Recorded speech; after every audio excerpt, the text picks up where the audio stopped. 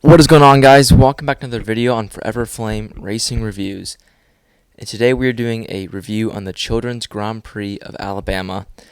And do we even need to call it IndyCar anymore? Because I genuinely think IndyCar should just rename its series to the Palou Show.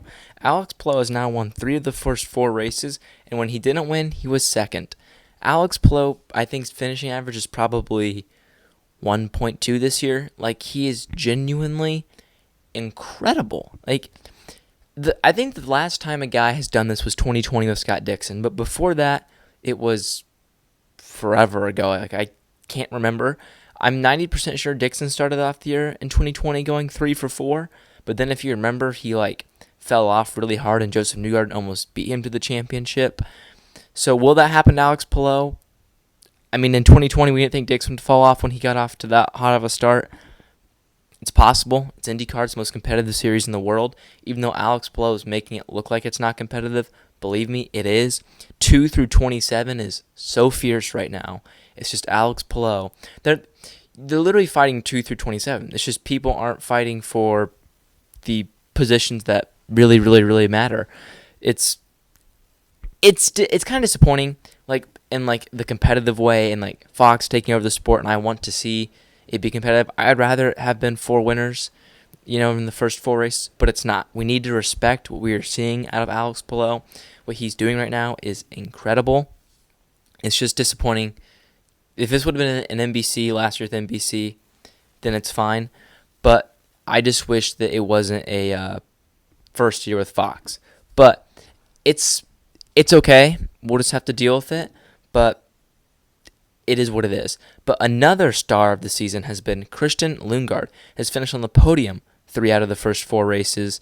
8th, 3rd, and 2nd are his results. He's second in the championship, 60 points behind Alex Palou. Normally 8, 3, 3, 2 is leading the championship. He's second, and he's 60 points in second. Because what Alex Palou is doing is crazy. I think the 3rd best driver of the year has been Colton Herta. I think he's just getting let down by his team in the pits. I know today was definitely his fault stalling it, but they threw away the win in St. Pete with the tire issue. The strategy was terrible in Long Beach. Herta, man, I think he's been the 3rd best driver. I think it's easy. I think it's Palou, Lundgaard, Herta have been the 3 best drivers this year. It's just Herta keeps getting let down in the pits.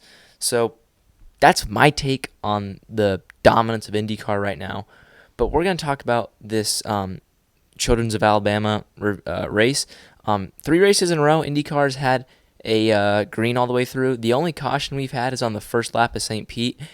And if power doesn't get into the back of Nolan Siegel on the first lap of St. Pete, I think there's a very good chance that we would have 4 races and no cautions so far. The only thing it worries me for is that I think IndyGP will probably go green all the way. I don't see a reason why. If they make it through that turn 1, I don't see a reason why IndyGP would have a caution, honestly.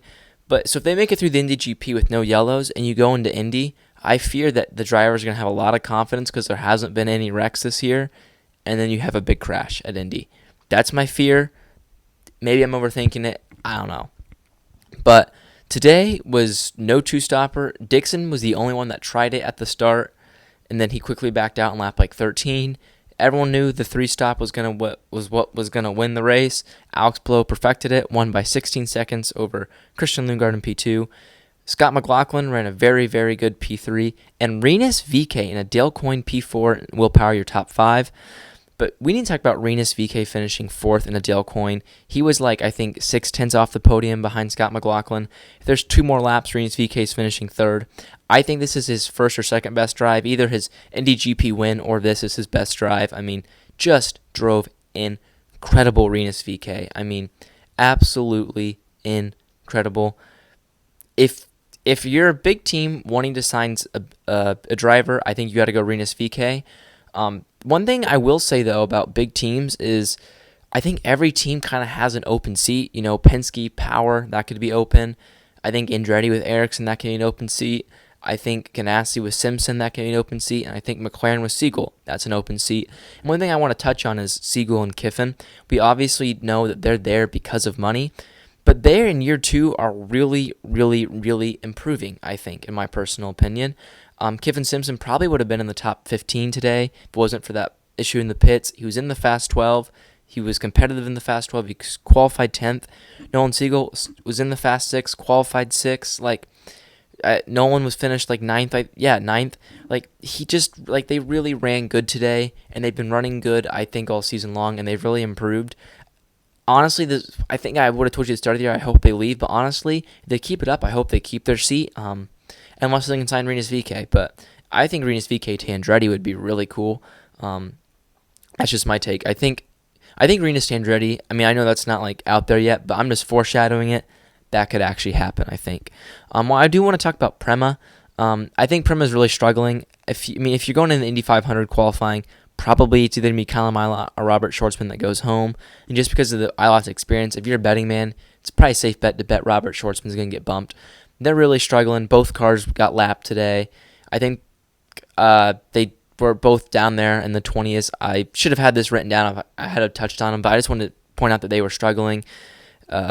It wasn't good. I mean, they both were really off the pace today. The three rookies finished 25th, 26th, and 27th. That was also, I noticed that at the end. I don't know. See, with these races that don't have yellows, there's not a lot to talk about, but there also is a lot to talk about at the same time. I just wish there was more yellows. I think it's more entertaining for the fans. If I'm betting man, the TV number is going to be in between 400,000 to 700,000 for this race. We just need a good month of May, and I think that's what we got today. Was a good clean start to May.